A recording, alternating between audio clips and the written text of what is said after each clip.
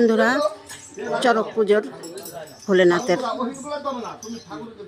সদস্যরা সবাই এসেছিল, খুব ভালো লাগলো। অনেক বছর পর আজকে আমি এই অনুষ্ঠানটা একদম সামনাসামনি দেখতে পেলাম।